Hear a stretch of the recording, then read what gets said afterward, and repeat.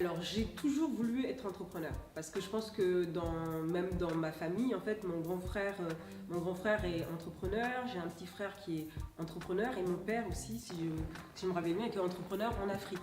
Donc je pense que il y a déjà une fibre familiale hein, d'entreprendre et c'est vrai que j'avais déjà entrepris en 2010 parce que j'avais déjà créé en fait mon site internet, sauf que j'avais entrepris toute seule sans me faire accompagner et j'avais absolument tout fait.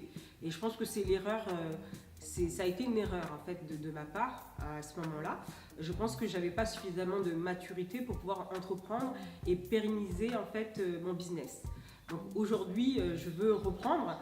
Je souhaite créer à nouveau mon entreprise, mais en faisant les choses différemment, puisque j'ai mis en place en fait un système d'accompagnement pour m'aider vraiment à atteindre mes objectifs.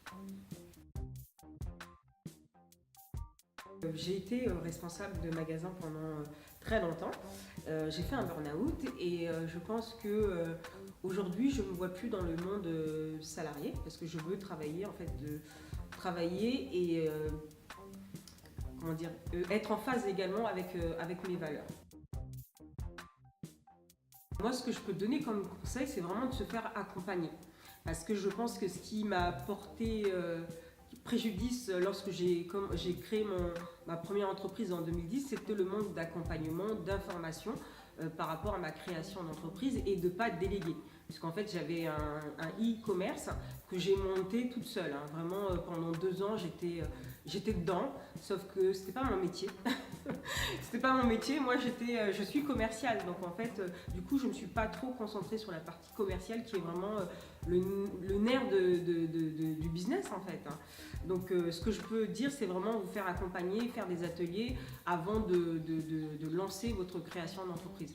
Pour éviter de perdre du temps, de perdre de l'argent et voilà. On prend l'habitude d'échanger, d'aller vers les gens. Moi, en tant qu'ancienne responsable, en fait, les gens venaient vers moi. Donc, j'avais vraiment pas l'habitude d'aller vers les autres, en fait. Hein. Et là, le fait d'entreprendre, je suis obligée de le faire. En fait. Je suis obligée d'aller vers les gens et je prends plaisir d'ailleurs en fait à rencontrer des gens de domaines différents et ça enrichit d'ailleurs en fait. Moi, je sais que personnellement, à partir du moment où j'ai commencé à entreprendre, ça enrichit d'ailleurs mon projet parce que j'ai pu échanger et avoir vraiment des retours en fait intéressants. Et c'est ce qui m'a permis en fait de pivoter d'ailleurs en fait sur mon projet et sur également en fait le nom de ma future entreprise. Par exemple, récemment pour ma création de logo, je me suis intéressée à la neuroscience. Parce que avant, j'avais aucune idée de ce que c'était la neuroscience. D'ailleurs, une copine m'avait parlé de ça, je lui avais dit mais de quoi elle me parle? Et là, je me suis aperçue que par rapport à ma création d'entreprise, c'était hyper important en fait, les couleurs, la forme en fait d'un logo. Et du coup, en fait, j'ai l'impression d'être ça m'apporte vraiment au niveau, ça m'apporte beaucoup en fait. Hein. Je pense que j'ai grandi, ça m'a fait beaucoup grandir au niveau de l'expérience professionnelle parce que je touche à différents domaines d'activité et c'est très enrichissant. Voilà. À partir du moment où on se forme, je pense que c'est ça.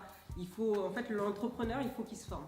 C'est ce qui est vraiment important en fait dans le, je sais pas si on peut appeler ça métier d'entrepreneur, c'est de se former en fait et se faire accompagner par les bonnes personnes.